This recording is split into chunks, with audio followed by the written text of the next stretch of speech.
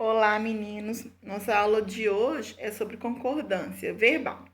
Eu vou ter que fazer 2 vídeos porque as regras da concordância, elas são muitas. E assim, nem deu para poder colocar todas. Eu coloquei várias, aquelas que eu acho que podem vir a cair, né, olhando também os exercícios. E se eu fizesse tudo num vídeo só, ia ficar muito grande. E eu acho que vídeo muito grande às vezes desanima. Mas aí, como eu vou fazer esse vídeo, depois eu vou fazer outro, aí vocês olham se vocês vão assistir tudo de uma vez, se vocês não vão. Bom, primeiro a gente tem que entender o que é concordância verbal. A concordância verbal é sempre a relação do verbo com o sujeito. E a regra geral, gente, tanto para eu coloquei, eu estou separando o sujeito simples do sujeito composto, tá? E aí depois eu vou falar sobre o verbo ser, que também tem umas diferenças. A regra, gente, ela é simples. O verbo sempre vai concordar com quem? Com quem? Com o sujeito. Seja em número ou pessoa. Quando eu falo de número, gente, na concordância, sempre é plural e singular. Na verdade, no português, né? Quando eu falo de número, é sempre plural em português. E pessoa, gente, é a primeira, segunda, terceira, né? Eu, tu, ele, nós, vós, eles. Então, gente, se o verbo aqui, olha, se o sujeito é o nós, primeira pessoa do plural, o verbo também tem que ir para a primeira pessoa do plural. Então, nós comemos o bolo. Isso aí é simples, a regra geral vai falar isso. O verbo e o seu sujeito concordam em número e pessoa. Então, as pessoas têm carinho por ele. Então, eu coloquei, tenho aqui com circunflexo, né, gente? Porque é a terceira pessoa do plural. Se o meu sujeito é composto, o verbo também vai para o plural. Por exemplo, João e Maria saíram cedo. Então, eu tenho 2 pessoas aí. E aí, o verbo vai para o plural. Então, gente, no geral, essa é a regra. Todo mundo sabe, porque isso é do dia a dia. O verbo concorda com o sujeito, ainda que a frase esteja na ordem inversa. E aí a gente tem que mora, às vezes, um perigo, tá? A frase tá aqui, olha. Faltaram ontem 3 alunos. Quem faltou? 3 alunos. Meu sujeito tá pós o verbo. Então, eu tenho que tomar muito cuidado para não achar, por exemplo, que isso aqui não é o sujeito. Na hora de fazer questão, gente, duvido que na prova vai cair frases simples como essas aqui, olha, como da regra geral. Mas frases como essa aqui, olha, pode ser que venha cair, porque a oração não está na ordem direta. Qual que é a ordem direta, gente? Sujeito, igual tá aqui, ó, sujeito, verbo e o seu complemento. Então, aqui, como tá na ordem inversa, pode ser que ela caia justamente para não causar confusão. Porque aqui, a minha oração, o meu sujeito não é indeterminado, o meu sujeito é simples. Ele tá aqui explícito. Por que eu falo de sujeito indeterminado? Porque às vezes o sujeito indeterminado, gente, ele vem na terceira pessoa do plural. Então, por exemplo, faltaram hoje. Eu não sei quem faltou. Se a minha frase é apenas faltaram hoje, o meu sujeito é indeterminado. Agora, se eu coloco faltaram hoje 3 alunos, aí é diferente. O meu sujeito apareceu, ele ficou explícito, né? Vamos buscar para os casos particulares. Os casos particulares, pessoal, é que são grandes, tá? Tem muita coisa. Eu peguei praticamente quase tudo que tem na gramática pra gente falar sobre isso. Substantivo coletivo. Substantivos coletivos, gente, é a reunião de várias espécies da mesma espécie, né? De vários seres da mesma espécie. Só que é o seguinte, gente, aqui vai a regra geral, da concordância geral. Se o meu sujeito estiver no singular, o meu verbo também vai ficar no singular. Então, a manada fugiu, as manadas fugiram. Então, se eu tenho apenas uma manada, ainda que seja reunião de vários seres, eu tô falando do coletivo no singular. Então, vai no singular e aqui no plural. Caso o coletivo vier especificado por uma adjunta de nominal, Por exemplo, aqui, olha, um bando de aves. Esse de aves aqui não é adjunta de nominal, porque ele não está ligado ao substantivo bando.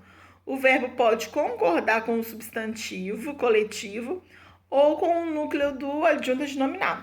Então é o seguinte, tá aqui, ó, um bando de aves partiu ou partiram para o sul. Partiu concordando com o coletivo, né, bando, ou partiram concordando com o núcleo da adjunta de nominal, que é naves.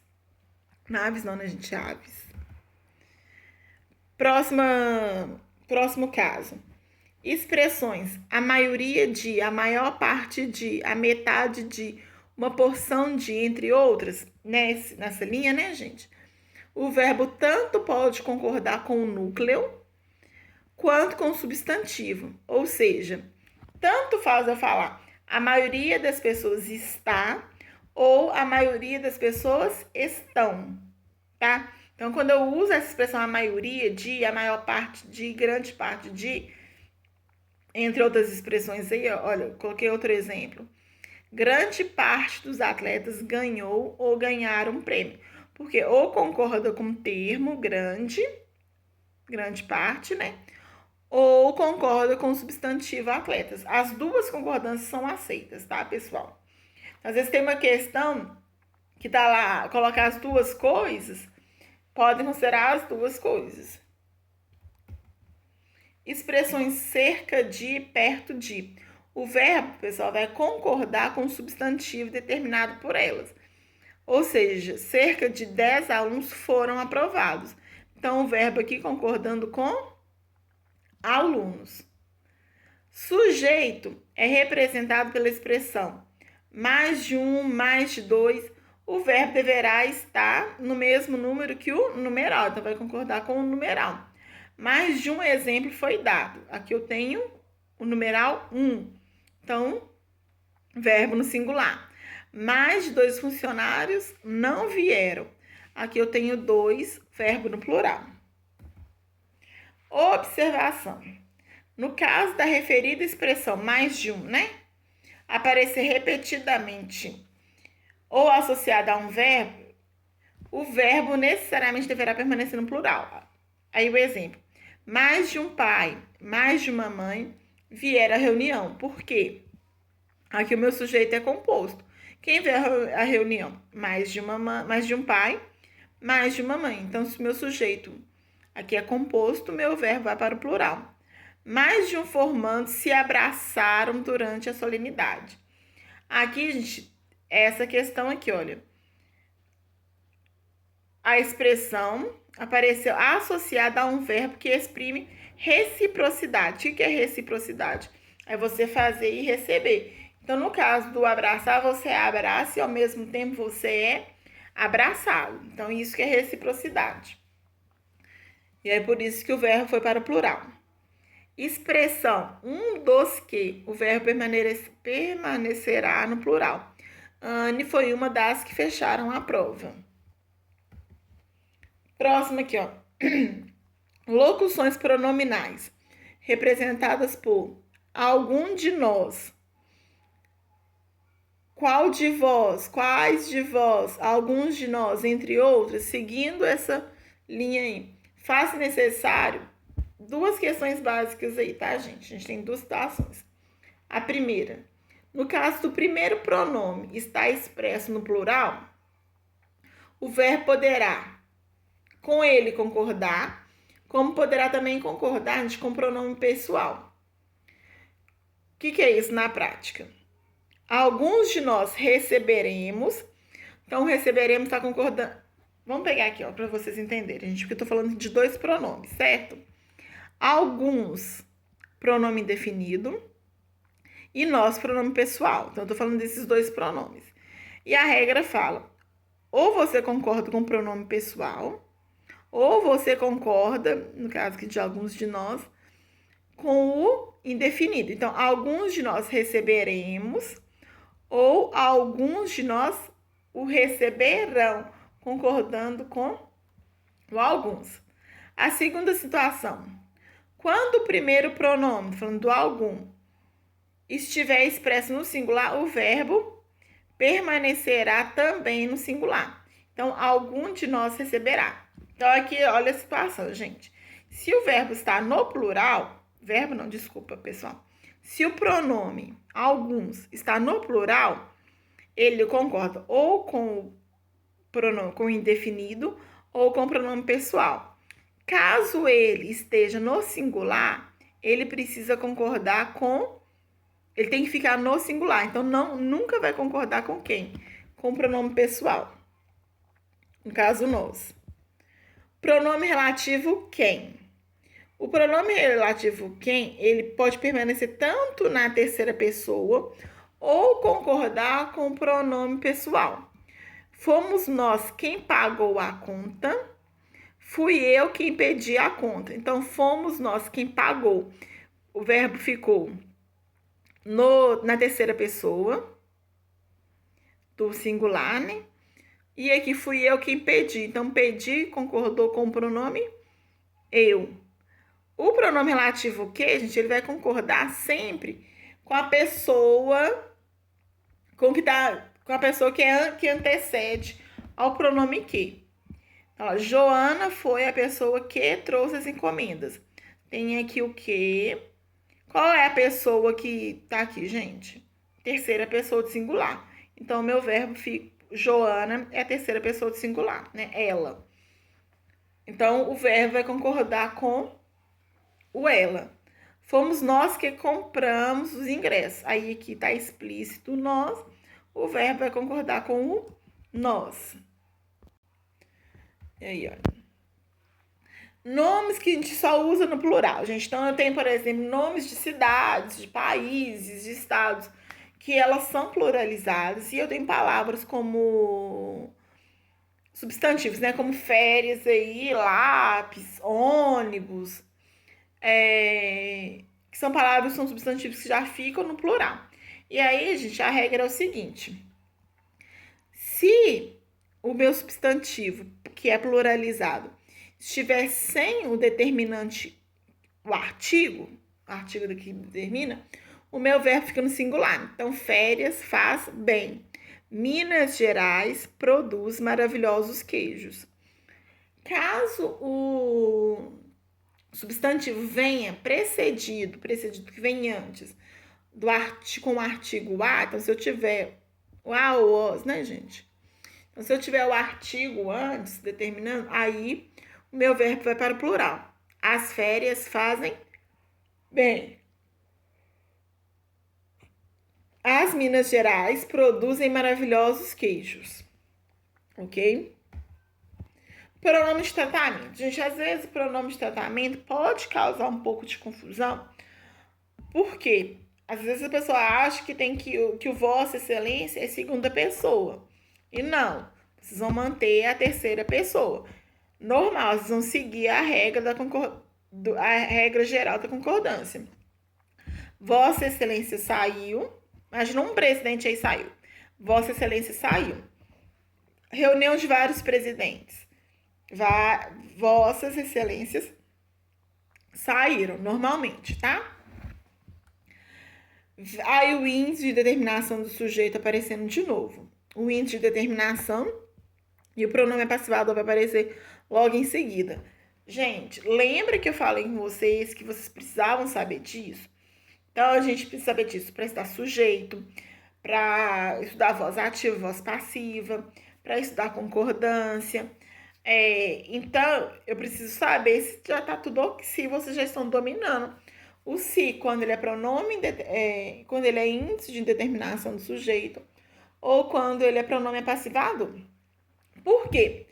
Quando ele for índice de determinação do sujeito, o meu verbo vai ficar no singular. Precisa-se de costureiras. O se, ele determina o meu sujeito. O de costureiras, gente, é objeto indireto. Quem precisa de alguma coisa. Então, o de costureiras é objeto indireto. Qual é o núcleo do meu objeto indireto? Costureiras, o substantivo, certo? O meu substantivo está no plural, mas a regra fala que o verbo concorda com o meu sujeito. A regra geral, né, gente? o verbo concorda com o meu sujeito. A gente está vendo alguns casos aqui, mas a regra geral é essa. O meu sujeito não aparece, certo? Então, aqui, quando o verbo está na terceira pessoa e vem o se, que é índice de determinação do sujeito, o meu verbo vai ficar na terceira pessoa do singular. Gente, aí deixa eu só fazer uma observação. Quando eu tenho o sujeito indeterminado, ele é marcado de duas maneiras. Ou com o índice de determinação do sujeito, ou quando o verbo está na terceira pessoa do plural. Quando eu falo, por exemplo, precisam de vocês. Eu não sei quem precisa, eu sei que alguém está precisando. E aí eu marco com a terceira pessoa do plural, tá? Então tenha cuidado para não se confundirem aí.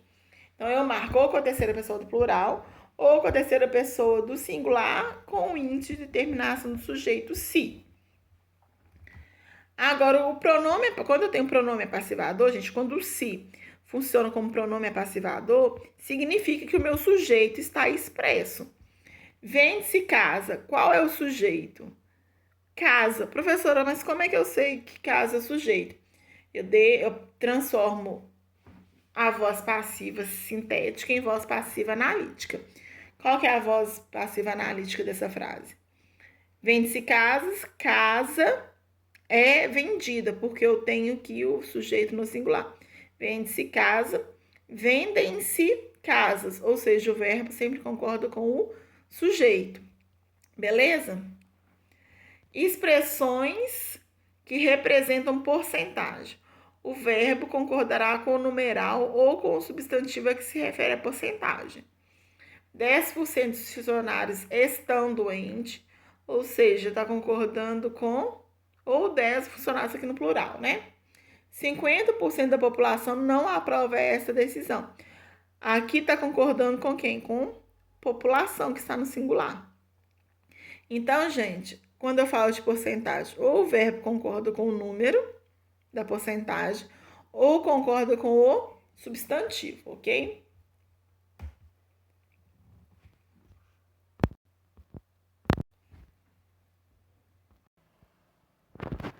Gente, agora peraí que eu não sei onde que eu parei, porque eu dei pausa aqui sem querer. Vou voltar aqui no caso de porcentagens, tá, gente?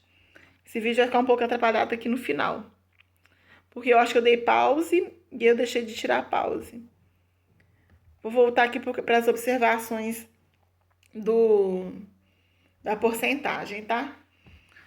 Caso o verbo, pessoal, estiver antes da expressão, né, da porcentagem, o verbo sempre vai ficar no plural, tá? Então, aqui, o verbo e o sujeito vai vir depois. O sujeito expressa com porcentagem, 50% dos funcionários.